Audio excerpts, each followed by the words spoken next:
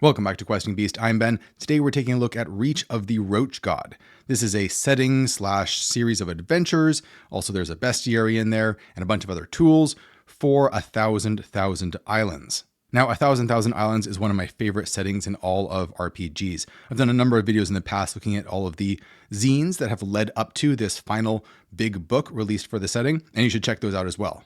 I should point out right at the start that there is one very tragic thing about this book, and that is that the two creators who have worked on this setting, Munkau and Zedexiu, have broken up as a creative partnership. There were some business disputes, so 1,000,000 Islands is no longer being produced, and this book has become quite difficult to find. There's a number of online sellers that have some backstock of this book still available. I'll put links in the description below, but once those are gone, it's going to be very difficult to find this apart from places like eBay. It's also, as far as I can tell, not available purely in PDF form on any of the major sites like DriveThruRPG or Itch, although I think some of the booksellers may give you a PDF with your book. You'll have to ask them to make sure that that's the case. Now, normally I don't do reviews of books that are very hard to find or that are soon going to go out of print, but I am doing one for this one because I think it is worth cataloging and displaying to the world to make sure that everyone can see what an astounding creation this book is. It's one of my favorite RPG books of all time at this point, getting up there very close to other masterworks like Veins of the Earth by Patrick Stewart and Scrap. Interestingly, similar to Veins of the Earth, this does have a lot to do with the Underdark, although it's a very differently flavored Underdark than in Veins of the Earth and in traditional D&D, because it takes place in the fictional fantasy version of Southeast Asia that 1,000,000 Islands explores. All right, with that caveat out of the way, let's take a look and see what this book offers. The back says, a cavern wall glitters, covered with gems, rich teardrop shapes, as uncounted as the sweat beating on your skin. Rubies? The thought makes you shiver. You step forward, your lantern shakes, the rubies scatter. They are roaches, they flee your light. All have disappeared, all except one. This one is paler, prouder, antennae twitching in rhythm as if counting time to a silent beat, twitching in time to your heartbeat. Reach of the Roach God is a tabletop role-playing game, adventure setting set in a world of caves. Players are drawn into its depths, meet new peoples, overcome strange dangers, and struggle against the Roach God, Odoyok. First thing I noticed right away is that the book is very nice looking, has a very simple kind of minimalistic cover, although we'll see it has absolutely fantastic art on the inside. The construction feels very solid. It has a really nice texture to it, almost like canvas. It's got embossed letters on the front. There's 2 bookmarks on the bottom. It is stitch bound. The paper feels really incredible. All around, just a really premium feeling product that was really fun to just hold in your hands and flip through. The art is all done by Munkau, the text by Zedexiu, layout by Heigert, and assistance by Grace Wong. And the layout is actually really, really well done. So great job to whoever or whatever that is. All the pages are this kind of white, creamy texture, but there's occasionally slightly off-colored pages setting the different sections apart, which is a really nice, subtle touch. Introduction. In a world beneath the world, a god of vermin grows. The more he grows, the more he wants to grow. He will not be satisfied. He will not stay away. Already his feelers have brushed the surface. Already his children sleep in your bed. Who will stand against his coming? How can he be stopped? So, what are the different sections of this book? Part 1, we have 3 different adventures: the Quiet Lake, the Spider Mountain Temple, and the City of Peace. So these can all be run separately, or one idea is that you can run them all sequentially and kind of tie them together by having the characters in each of these adventures meet at the end of it in the Underdark, which is where they all kind of lead to. After that, there are 3 gazetteers that let you glimpse the mores and motivations of folk here and in the dark, just to get a better sense of some of the cultures down below. And part 3 is a bestiary with a bunch of different peoples in the dark and a system for generating chaotic cave geography, a little bit like what we saw in Veins of the Earth, but this has a totally different system that is really fun and clever, which I am excited to show you. Here is how the monster descriptions work. So they always have this at the beginning, which is kind of like this book's version of a stat block. So first of all, it has the first word describes the power of this creature that this creature wields in the world. So ordinary, extraordinary, powerful, or overwhelming. You might think of that as like their hit dice maybe, or their attack bonus. It's how consequential they are. The second word is always hale or frail. Essentially, if they are a weak creature or a strong, probably more military-oriented creature. The third sentence is a list of 3 skills this creature is expert at. So in this case, it's polearm craft, flying, and abducting. If they try and do any of those things, you would probably give a bonus to this creature. The next section is always the weapon that they're carrying, in this case machetes, and the last one is always their armor they're wearing, in this case the natural armor of the creature. This allows you to put a kind of stat block into natural language format, which is much easier to read. And then they have the description and any special abilities right after that. Now, because all that this contains is this narrative stat block, that does mean that if you're running, for example, old school DnD, which I think this is mostly intended for you to use, you're going to have to translate that into stats on your own. I do think it would have been really nice if this book just came default with just 1 or 2 lines, an old school D&D stat block, since those are very short, very, very easy to put in there, and that would greatly speed up compatibility, since I think that's what most people are going to be using, whether it's something like Old School Essentials or my own game Knave. Just having that sense of what's your attack bonus, what's your hit dice, and all of that stuff would make it just so much faster to run. The first adventure, A Quiet Lake, a daughter haunted by her father's pain. Each of these has a short little piece of fiction at the beginning to kind of give you some background on the adventure and the setting and a little bit of the myths surrounding it. 2 days west on the river. As I mentioned before, all of the artwork in this book is going to be phenomenal. Just kind of soak it in as I flip through here. What's so fantastic about the illustrations is they add so much texture to the world. The writing by ZXU is also really phenomenal. Kind of unlike Veins of the Earth, which tends to be very flowery and very purple prosy, and I love that about it. This is very terse, very Cohen-like. It just gives you little snippets of information, and you piece those together to get this very evocative picture, and then you combine that with the illustration to really flesh things out. Descriptions are things like Muzan's boat, caulked with hex paper, nobody aboard may tell a lie, except Muzan. Our goat shed, the largest billy has a bite on its neck, as if made by mandibles. It festers. After a day, roaches erupt from the wound. Blood splatter leads to Horsehead Cave. Wonderful NPC descriptions and illustrations all throughout. For example, we have the village healer, ordinary frail, healing, history spitting, blowpipe, brass amulet. Terrible breath, skin like rough bark, sentences choked by phlegm. Handing out paper charms to everyone he meets. These charms make their bearers invisible to tiger-shaped creatures. Gallic warns you against visiting Quiet Lake. It is a sacred place. It is not evil, but it is not inclined to involve itself in our troubles. Despite being in a very fantastic setting, all of the characters, there's a lot of pains taken to make them feel very concrete and much like real people. You can feel their lives just from these short little sentences that are used to describe them. You have the main village right here, the River Cave, Horsehead Cave, Gallic's Bamboo Grove, Lover's Passage, Star Shrine. There's the lake in there inside this big crater-shaped area. And each location gets a longer explanation over here. I do wish that maybe there was more of a gap in the middle, because the illustration goes right into that gap and it makes it very hard to read some things sometimes. Each location has an encounter table where you combine 3 things together. For example, a banded crate, venomous and retiring, scolded by a troop of speckled langurs, laughing. As in the OSR playstyle, each of these adventures is very location focused, which means it's describing a place with a number of different factions and characters and things going on, and what you do there is really up to you. Although in classic OSR style, you're probably there to get treasure and explore. I like how in each of these chapters, there are explanations for, in the random encounters, if you get the same random encounter enough times, especially roach encounters, then that starts changing the environment. So that makes the world feel a little bit more alive. For example, after 2 encounters with roaches, yelling, Laura's home is under attack. She cuts down 3 roach soldiers by herself, but a 4th books it, baby Ika in their arms, attempts to escape down to Horsehead Cave. So the story, so to speak, moves forward as you have more encounters. The map zooms in on Quiet Lake here, and there's 3 major areas we're going to examine.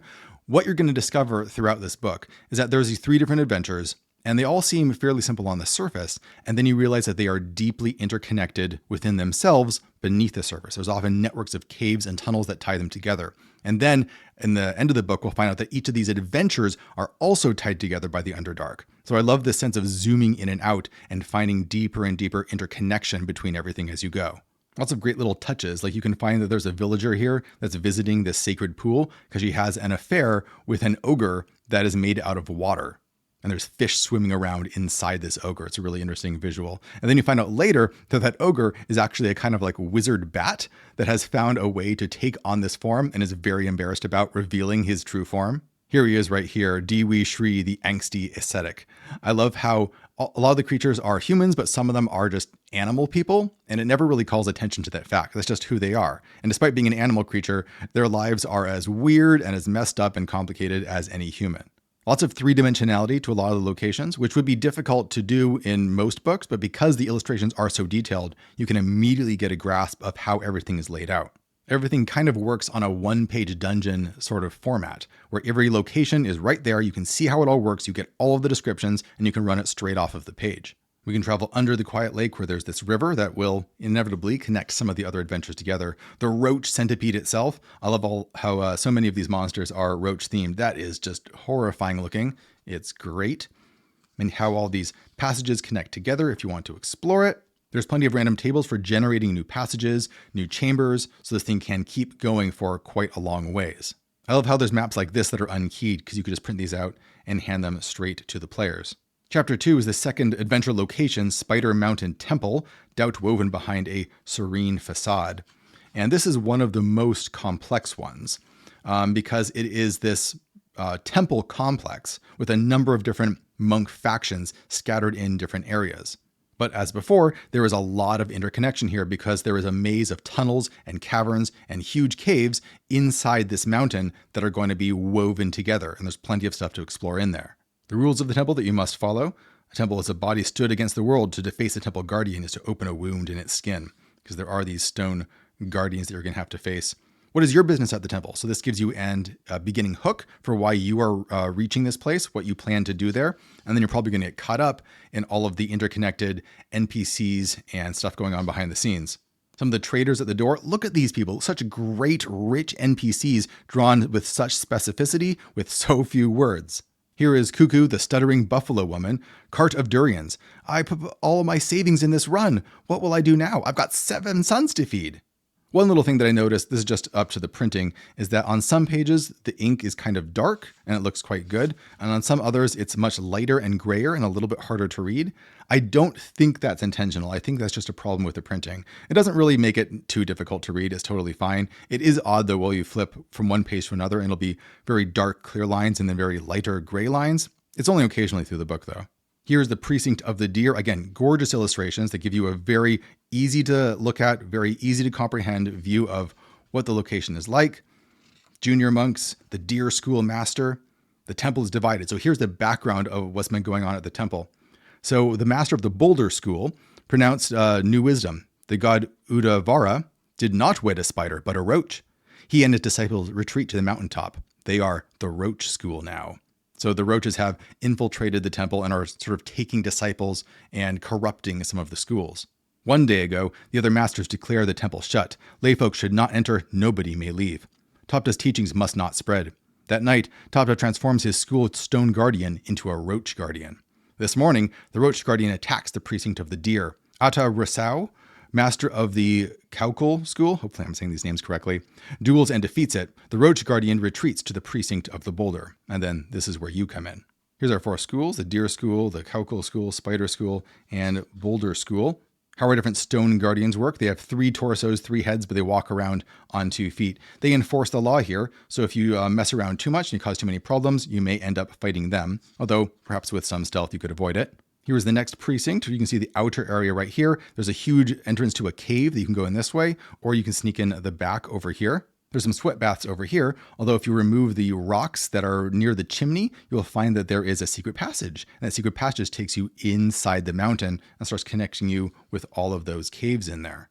I love this pangolin war master. What a great illustration. The forest hall, so this is inside that big cave. Here's a relic hall with some great magic items. These are the interned bodies of some master monks, but their flesh contains their virtue. It is a privilege to grate some off, drink it as a tea, you gain their power until your next pee. So for example, this guy, the soles of their feet burned with a blue fire. Or Apit Song of the Spider School, his whistling silenced other sounds. This NPC is a really great example of how characters and stories from folklore get meshed with this very realistic illustration style to create this very surreal combination.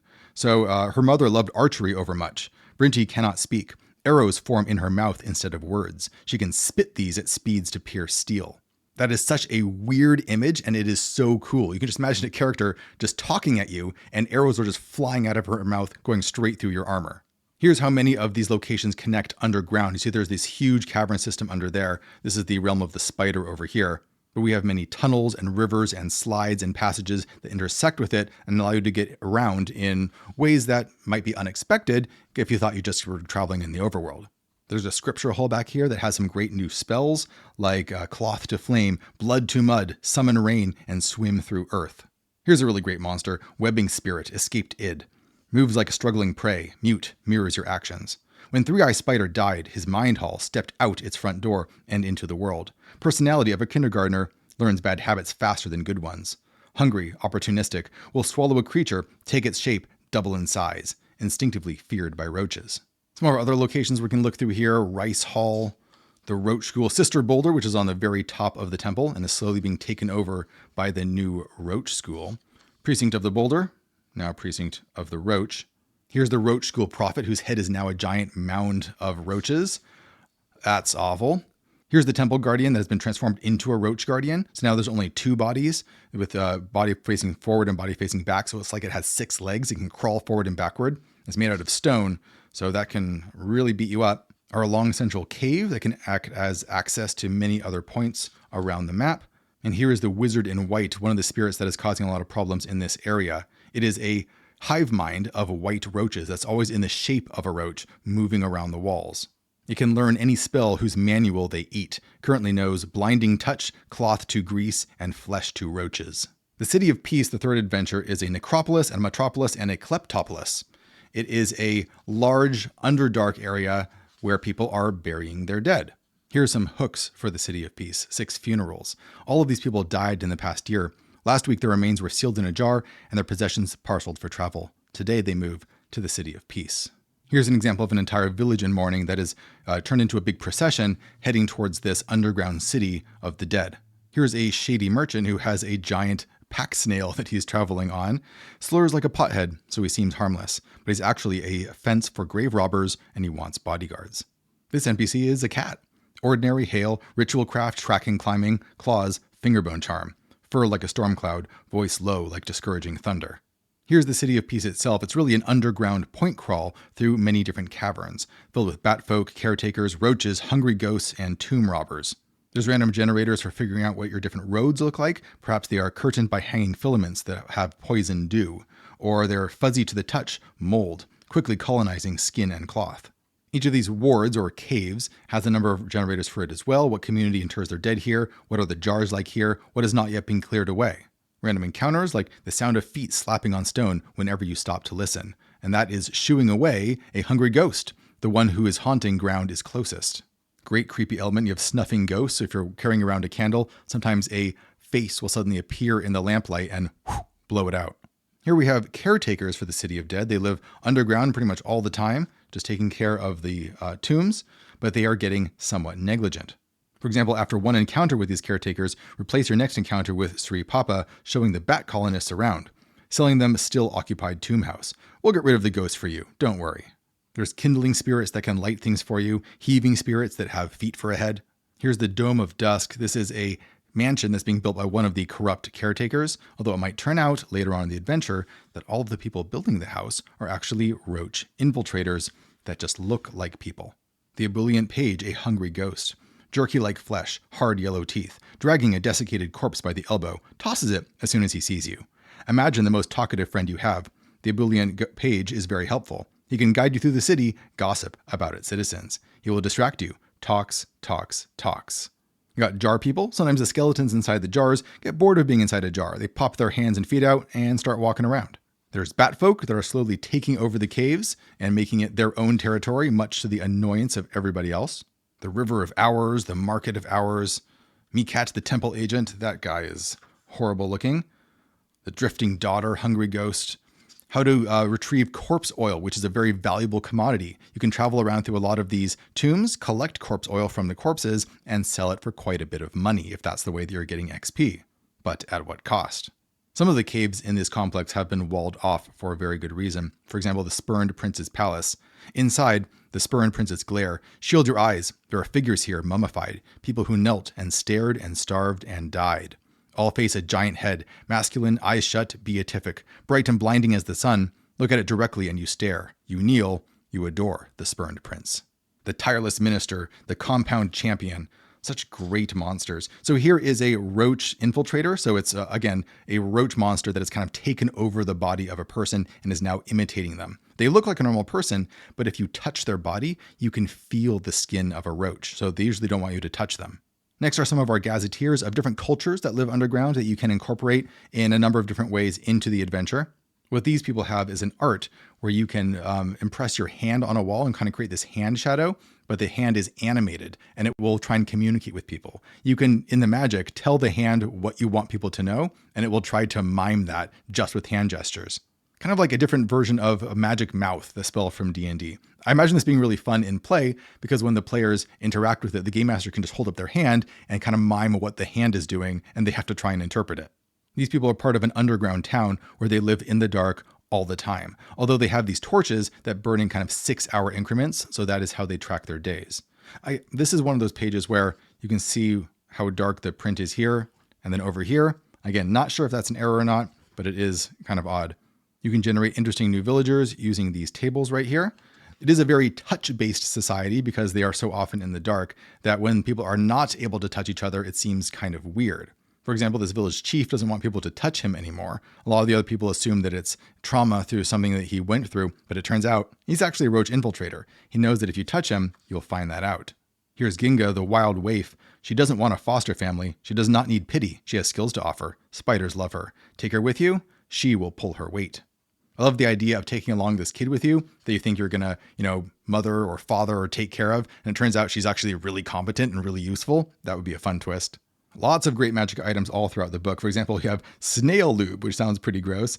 The ointment applied from head to toe renders your body as soft and pliable as a mollusk's. Squeeze through any crack. Or blot resin. When burnt, creates an anti-torch, a source of total darkness obliterating all light within the radius of its unshine. There's these huge sinkholes underground populated by forest spirits. Look at these illustrations. That's so cool. When players encounter one of these caverns, you can just show them this page and really communicate that sense of awe that they would feel. Some great little clues here that players can puzzle out. For example, in the entrance tunnel to the sinkhole forest, 2 sign hands vying for your attention. The first warns you against roaches ahead. Numbers unknown, last seen around the waterfall's plunge pool. The second refutes the first, insists that the roach, singular, has been dealt with. Both hands have village chief Kinkin's unusually long fingers. That's a village chief that was turned into a roach infiltrator. And if you dig around enough, you might actually find his body. Chapter 5 is Blind Elephant, a dripstone family and its dysfunction, and this covers a new type of species, which is these stalagmite people. They're made entirely out of stone. They're just like stalagmites. They glide along cave floors, and they are formed in huge families inside these caves. So they have this kind of father rock inside the cave, and they have their mother, which is the water that drips down and forms them. So the combination of their father and their mother makes these things. This huge rock, the blind elephant, has gotten jealous because his cave has dried up. In other words, he's kind of divorced now, so to speak, and has infiltrated or barged his way into another cave and brought his children along with him. This is causing all sorts of turmoil. I love concepts like this because they are so out of the box and so different than what you would typically see in any D&D adventure. You can generate your own stalagmite people with these tables, a whole bunch of great NPCs right here, more magic items, stalagmite monks, the Creche Hall of the Blind Elephant. Chapter 6 is all about the god Otyok, if I'm saying that correctly, which is the roach god that is behind all of the shenanigans happening in all of these adventures. This gets into all of his minions, his knights, his priests, his wizards, the roach maladies that are being spread across the world, and many of the different kings that rule the different roach colonies. The changing queen, flesh hosts, roach ogres, the grasping king, the ruling queen, the raging king, who is a hive mind swarming around, a living storm, flying, hatching, mating, biting, dying roaches. They make no demands, hold no demeans. And if you're really unlucky, you might draw the attention of Otyok himself. He wants you to bring him food, bring him followers. In that order, over and over, forever. And there he is, the roach god himself. Overwhelming, hail, sensing, surviving, and sorcery, sacred scepters, blessed wings, accursed spines, and divinity. In his presence, whenever you speak, you sing praises to Otyok. After that, we have other peoples in the dark. This is just a number of interesting monsters that you can sprinkle around to encounter. Thorn tigers, skull plecos, snail heads, collector crabs, giant crickets, shadow bugs that crawl along the walls. You can see them in enough torchlight. The 8-limbed folk like the apostate spider and the hunting spider. There's some lesser powers like a shark god, and the racer god, that's 3 snakes entwined with each other. The moonfish, the lava folk, tunnel worms, the Maybean men. It's a person made by things curious about what people are. Angel hair worms form colonies similar to musculature. They salvage parts unfortunate cavers discard. Do you have any to spare? Need a limb replaced? You can rent one. If you pay in control of said limb, the worms will get up to mischief. Our last section is how to build an Underdark. And here's the concept. You take a number of figures, specifically action figures, some big ones, some medium ones, and some small ones. These are the bodies of dead gods. You put them on the ground, you link them together, and that is your cave system, because cave systems are the empty bodies of gods that died long ago. You take this black thread and you connect it in a particular way. That is an underground river connecting them all. So if this is the configuration you decided to put all of your action figures in, your cave system might look like this. Once you have your cave system, you can use the instructions over here to mark where the different locations from the previous adventures are and how they all link together. The underground river is a good way to get from place to place pretty quickly, although of course there are some dangers, like a white shape by the bank, a river centipede, or 6 roach marines ready for a spot of piracy. Here's a boatman where his head is the prow of a ship. We've seen these in one of the Thousand Islands zines that were published previously, but which I think are now not available for sale anymore, unfortunately. He can pilot you around through the dark. There's random tables for generating what each particular cave and system looks like. For the depths, who claims this region as theirs? What is this region like? You would use these tables to generate the areas of the caves that are completely controlled by the Roach Kingdom. What the different rooms in the Roach area are going to look like. Some rules for travel and how torches work underground. And some thanks and acknowledgement at the back. I like how they acknowledge Veins of the Earth right here, because that clearly was a big influence, even though this goes in a very different direction. So all in all, Reach of the Roach God is truly marvelous, and it is a huge shame that it doesn't look like more Thousand Island books are going to be created. It's one of the rare examples where an RPG book, a game book, can be taken and read purely for pleasure, both in the prose styling and in the art. The thing is just a joy to go through. If I had any criticisms, I think my main one would be that some of the very terse descriptions could possibly be fleshed out more just to give more information to the game master. Now, while each of the descriptions are very actionable and useful, they're not just describing stuff that's not going to come up in play. They are often kind of high level, in the sense that if a player got into the nitty-gritty and started going through the pots and pans, so to speak, of a particular location, you wouldn't have a lot of detail there. You're going to have to improvise a decent amount. However, despite being a very literary, I suppose, book, it is really remarkable how well a lot of OSR principles in terms of exploration and what the description should look like have been integrated into this book. Locations are very interconnected. There's lots of ways to explore. There's lots of great magic items that let you interact with the world in new ways. NPCs are incredibly vivid and interesting to talk to. It really presents a fascinating, interesting new world to sink your teeth into.